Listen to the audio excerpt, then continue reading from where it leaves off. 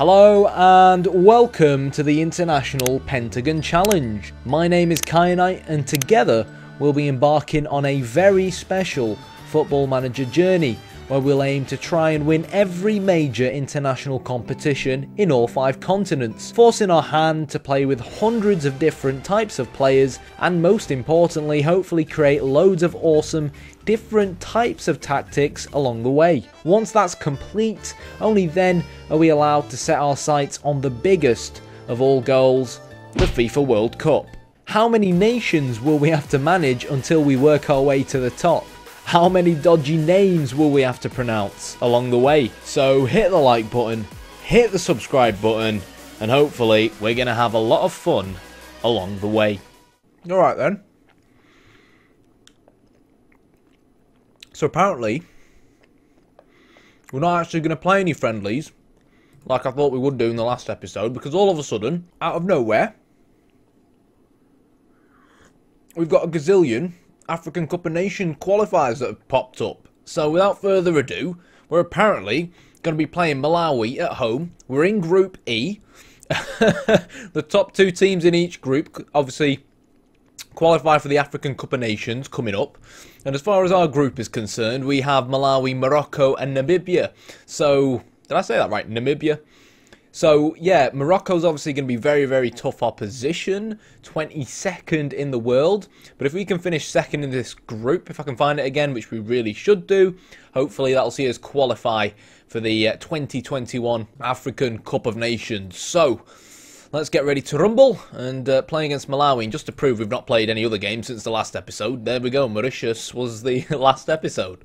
But, before we jump into the game, one area that I actually forgot to discuss in a previous episode, someone reminded me in the comments when they realised my assistant manager has a surname of Shithole, was obviously staff. So when I came into this job, I kicked out the previous assistant manager and wanted to bring in my own guy. And I brought in 54-year-old South African Temba Sitole. I think that's how you probably say his name. So his actual name is Temba Sithole. But every time I looked at Sithole, all I could see was shithole. And to be fair, most of what comes out of him in terms of, you know, your assistant recommendations during the game is pretty shit as well. So it just seemed right to recall him Shithole. I like this guy. He's got decent man management, decent judging player ability and potential as well. And his tactical knowledge, being 9, isn't actually that bad for this kind of level. So, yeah, I wanted to ensure he kind of came in. It's important, I think, at this kind of, like, national stage that your assistant manager can help you out a lot. He's obviously going to try and compile with the scouts reports on opposition teams. So it's good if you can judge the ability and potential of opposition players and as well of your upcoming players and players within your national pool. The higher these are, the more likely you are to kind of spot better players you might not know too much about, and he'll recommend them to you. Obviously, you can ask him for a national squad recommendation. You can ask all your staff for that now that we are in a proper national side, and you can ask him for his recommendations like prior to every international window. So other members of staff we brought in, I've just realised this is actually a lot more difficult now, simply because we don't have that transfers bit to look at staff transfer history. But I think these are the players I brought in. I'm not entirely sure. I think I brought in, I brought in Pete and Como, I think. We can tell from their history. A goalkeeping coach. 64 years old, so he's pretty old. But 13 distribution, 12 handling, 12 shot stopping. And can't really go wrong. Pretty much the best you can get for this level in terms of kind of members of staff who will accept to work with me and work for Angola. Another member of staff, I keep wanting to say player, that we've brought in is Mohamed Ali Jesmi, Tunisian 47-year-old. And when this guy was willing to kind of join us, I couldn't help but say yes. He is Tunisian, so his knowledge in the African continent is pretty damn good. And it's really good with a lot of very, very, very good African teams. I am kind of hoping that this knowledge about Senegal is something that kind of will be good for us, obviously, going into the World Cup qualifiers, because it's important that I can get as much information as possible on our opposition so I can try and out-tactic them as we like to do. So I just kind of realised that I am a bit far off the match. So in the meantime, I just want to say, whilst this does its thing, massive, massive shout out. It kind of seems like I say this a lot, but honestly, the views whether it's like this series or we've dropped 12 places all of a sudden to 79th. But yeah, the views that we've been getting on like the new Guardiola tactical analysis video and this series as a whole have just been phenomenal. And the number of comments we're getting nowadays as soon as kind of a new episode comes out for this series is amazing as well. And I'm glad that, you know, it has gone down well with both old and new subscribers. So whether you're an old or a new subscriber, thanks a lot for following this series. It means a lot.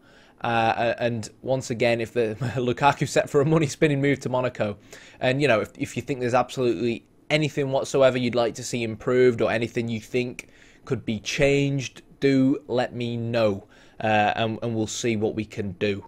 Okay, so team meeting has been done, kind of ended pretty damn well. And again, we should really be beating Malawi relatively comfortably.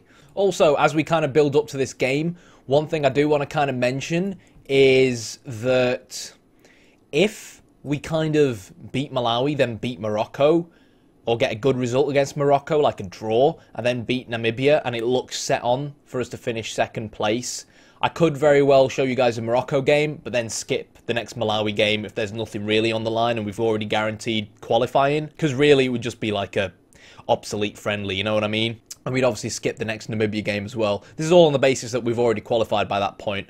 And obviously we've got World Cup qualifiers in the mix as well. It's just that I want to make sure that where possible, I'm not creating kind of episodes where we're playing against real poor sides where we're almost guaranteed to win. Obviously, I mean, you can never say that about any game of football, but if we've already qualified, it's kind of an obsolete game that is really meaningless.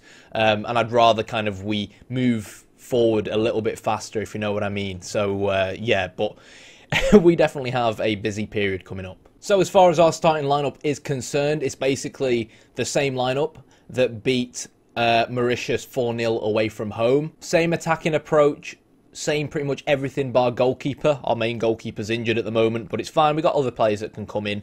I'm just going to look to attack this side. We're on home soil and try and have a little bit of fun. Right, hopefully we can get an early goal. That would be nice, and we'll see where it takes us. Rubian in goal, Da Costa, Quagica, Bastos, and Paitso make up the back four. Now, Paitso has played really well the 2 times I've seen him play so far, even though Nurio is our better left-back. But I don't know why, he's just never match fit. So obviously, I'd rather sub him on than let him start a game. Some people have asked as well why I'm not playing Jonas Ramalho, because obviously he's a very good player and he plays for Athletic Bilbao. And honestly, like, yeah, on paper he's probably a better player than Quagica, but I've played Quagica like 2 or 3 times now, and each and every time, 2 out of the 3 times, he's had a rating of above 8, and 1 time he had a rating of above 7, and he's just played better than Jonas Ramalho as a whole.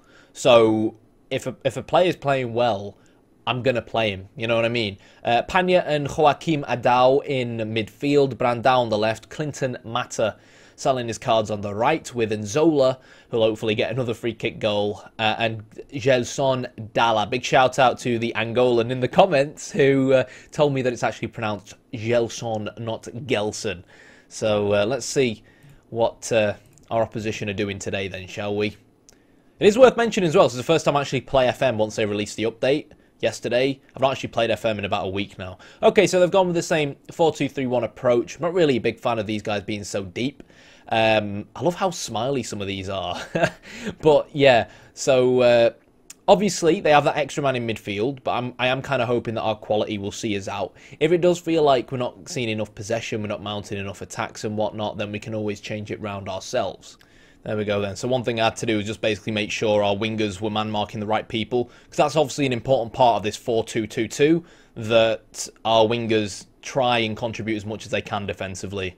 It's really important they track back and whatnot. But there we go. Gelson, 30 seconds in with a shot on goal. And in the blink of an eye, we've already won our first corner of the game. Now, we don't really have great technical players, to be fair. So with most of our corners we have... That's really bad from Bastos.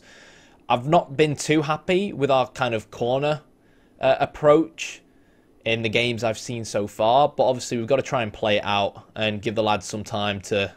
Because we are working on it in training, obviously, and whatnot. So we need to give it a little bit more time to see if it's going to gel in. It seems like one thing that's actually been removed after the update is I can no longer see the roles of these players, which is okay, I guess. A lot of people probably will have argued that it's a little bit unrealistic. to be able to see the exact roles of your opposition, which I kind of understand. Even though I think like as the game gradually moves on, you kind of suss out what roles your opposition are playing and whatnot. But we've not really created anything, which is kind of disappointing, I have to admit. So, obviously, I feel like the areas we can really look to exploit, we don't know anything about these players, are going to be the wide areas versus the kind of middle of the park. And we do have fullbacks who are going to be looking to get forward with an attacking mentality, because automatic means they take the mentality of the team. So I'm just going to tell the lads to look to exploit the flanks and up the tempo a little bit as well, and maybe play a little less narrow, just because we are the better side. Ball forward, Mata whips the ball in, and Zola, oh God! And Zola's offside. I mean, he should have really headed that into the goal. It looked like the player behind him was just going to get the easy tap in, but then it actually ended up touching Zola, who was offside anyways, and he actually stopped it going into the goal. So it was a great kind of goal line clearance from him for the other team. Inside forward there, sitting very narrow, shoots on goal, but it's probably one of the worst shots I've seen in quite a long while in Football Manager. Paito will now pick the ball up. He'll shoot, and it's over the bar. But as we can see, suddenly we tell the lads to start focusing their attacks more down the wide areas, and we have started creating more clear-cut chances and opportunities towards a goal. And given that we've got the big man up front in Nzola, we do want to try and get the ball, into the dangerous areas in the box as well. So Nzola picks it up, passes the ball to Evandro. Oh, comes back off the bar, and Clinton Mata just couldn't get a head onto it. So far, so good though, with 10 minutes to go in this half. 2 clear-cut chances as well that we've not quite managed to put away. But hey, we're on home soil. We just got to keep on knocking on that door. And I do genuinely feel like Malawi have eventually, got to open up and break through. Disappointing that we have had 2 clear-cut chances. It does look like the referee kind of has a bit of an agenda against us as well. So probably going to have to tone down our kind of foresight to getting stuck in. Going into this second half, whether we like it or not. Long ball forward towards Gelson Dyer. They reply with a long ball forward of their own. Quagika should be able to get rid of this. It's a very good tackle from Quagika, and that's basically why he's playing ahead of Ramalho. Can we get a goal, though? Just before half-time, it was whipped into the centre-back, and I guess we win a corner. But that was a bit disappointing there from Gelson. But again, the attack did come down the flank, so it just goes to show they are paying attention to our instructions, and Mata once again played that into the middle of the box, but no one was quite there to get on the end of it. So generally speaking, I don't really feel like there's much we can do to try and change this. We've been quite easily the better side. We just need to take our chances. Obviously, I'll tell the lads I'm not really happy with what I've seen. Mata doesn't seem to be much of a fan of it. It's nice to see that we now kind of get our assistant manager suggesting things to us, and this is quite nice now, like post-update. One thing I'm not happy about is the sheer number of, obviously, yellow cards that we've got, so I think players are, unfortunately, going to have to come off.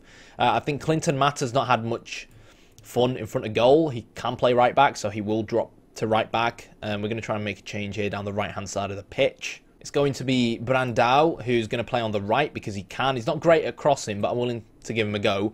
And we'll bring on Bella as the inside forward on that left-hand side, of course. Gelson Dyer hasn't exactly had the best of games, but we will keep an eye on him. Pagna could come off for Pirolito if, stuff doesn't seem to really start to unlock for us. But let's work up till the 60th minute and see whether or not we can at least get that 1 goal to hold on to, because I can't really see Malawi scoring against us if you get the gist of my drift. I mean, they've had a few opportunities where it does kind of feel like we have been overpowered in the middle of the park where those opportunities have been created. That's really unlucky, that. But none of them have really been clear-cut opportunities, you know what I mean? Just look at the sheer number of men we've got forward now. You can tell we are playing wider, kind of trying to take advantage of more space. Evandro's going to shoot, and apparently that's offside. Okay then, fair enough. Good save from Fire. Good set piece from us. We're knocking. And you see, in a weird way, I'd rather kind of be losing and feel like, oh, there's something I can possibly change, than be in this scenario here where we are clearly the better side. But you keep creating chances, but tactically there's not really too much you can do until your players, because they're the ones on the pitch, actually put away one of the chances. You know what I mean? You've done your job. You've told your players how to get into that final third. But on the touchline as the manager, you can't really put the ball in the back of the net for him. Panya now. That was just dreadful. What on earth was he doing there? Honestly, dreadful. Bandit picks the ball up. Should really be closed down a little bit better from Panya, but obviously he's on a yellow card, so that's maybe a change we've got to make. Panya off for Pirolito. In that, I think it's a deep line playmaker role. We're maybe defending a little bit too deep as well. We're kind of reaching this point now where I want to actually see a goal. So for that reason, we'll increase our defensive line and use the offside trap. I'll tell him to be a little bit more expressive too. And let's see where that takes us. I do feel like Panya's going to have to come off. And obviously the player's going to have to come off for. It's going to be Pirolito. And Brandao really hasn't had a good game. It's kind of making me wonder if I put Gelson on the right-hand side, who is obviously right-only footed, and tell him to kind of sit a little bit. I can't tell him to sit narrow as a winger, can I? I'm going to turn him into an inside forward and tell him to sit narrow, and actually tell Clinton Mata to be a wing-back on attack, so we can try and overlap and take advantage of that space. And Yano's going to come on. Now, we got, I think, a hat-trick for us the last time he played out, so this is his chance to really show that, you know, he's able to come on and influence games, because he's probably not going to start games, given that we've got Gelson in the team, but he has pace. He'll give us a lot of running up front, try and cause the opposition problems, and that's what we really want. Bella does well to pick up that loose ball. Paizo now is going to try and cross the ball into the box, but it gets deflected off the defender. Bella now whips it in towards the head of Bastos. Yano's going to pick it up on the outside of the box. Pirolito now to Mata, who finds Gelson, and it's just wide of the post from Yano. Is that a third clear-cut chance? It isn't. But once again, guys, we're knocking. In terms of highlights, it's all us. It's all us. We've got to hit the back of the net. Eventually, referee, penalty, whip that ball in. Yano with the header, and it hits the post. Oh!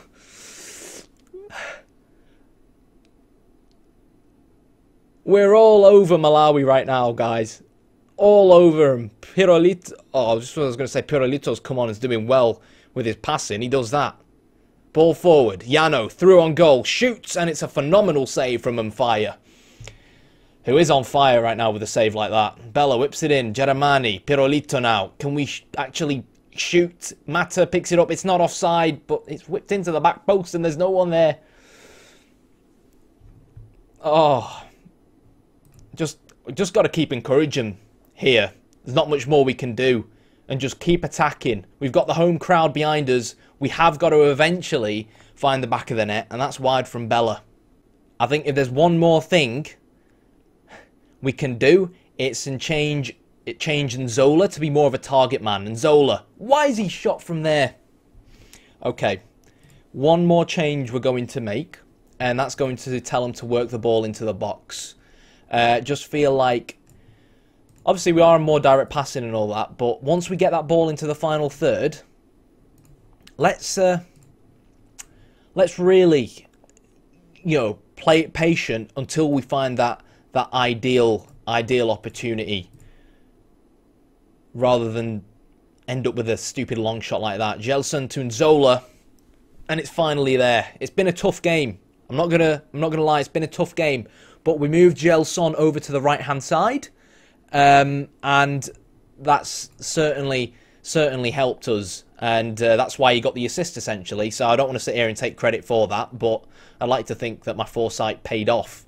We'll give it 5 or so minutes. We'll tell the lads to concentrate after that goal, and then we'll kind of go to a more possession approach, because Malawi are obviously going to start throwing men forward unless we can grab a second, which would be really nice, and it really wouldn't surprise me if we do get a second. Bella now is going to shoot, and there it is. Gelson with I keep forgetting how to say the second, Dala, that's it, the second part of his name, with the assist. Very, very good cross from him.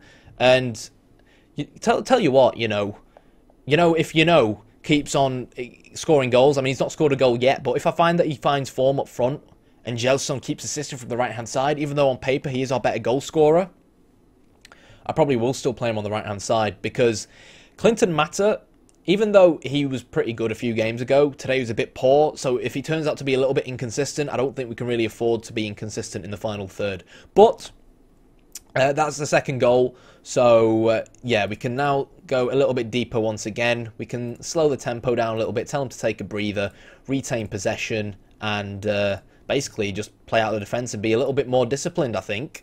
And yeah, we're just basically going to look to slow the game down now. Hopefully see more of the ball.